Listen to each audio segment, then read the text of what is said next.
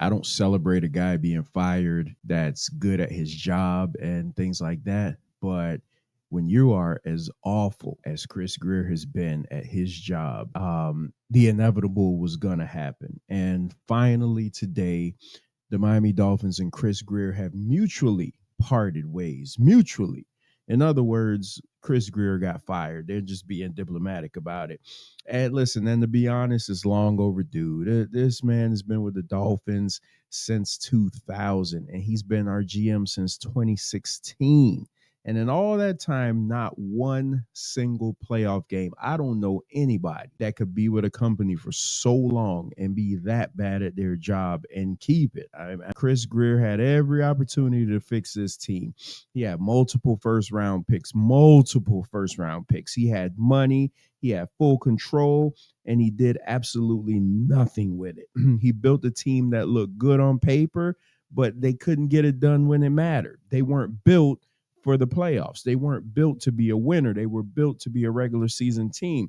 Yeah, he did draft some talent. We got Jalen Waddle. He drafted Javon Holland, Jalen Phillips, who is now turning out to kind of be a bum. He had Christian Wilkins. He did draft some talent, but he flat out ignored the offensive line. Again, the Miami Dolphins have been trying to solidify an offensive line for as long as I can remember. Every Sunday, we watched Tua running around for his life, and he's not the most mobile quarterback.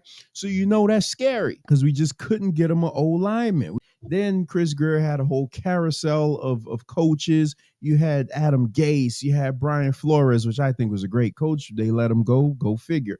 Mike McDaniel, 3 different head coaches under one GM.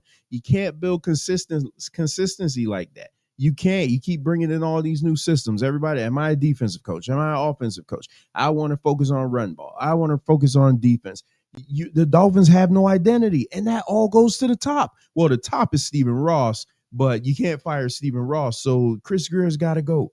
You know, even when things look good in 2022, that 2022-2023 season where the Dolphins were the talk of the NFL, we collapsed when it mattered, when we played teams with winning records. So it just doesn't work, man. All this finesse and all this stuff that looks good on paper didn't equate to anything. Still 25 years, no playoff wins. It's just time to clean house, man. So Chris Grier era is over. Let's just call it what it is, though. It was a bunch of potential, a bunch of hype with no playoff wins. He gave us some flash. We had some fun moments. He got Tyreek Hill in here.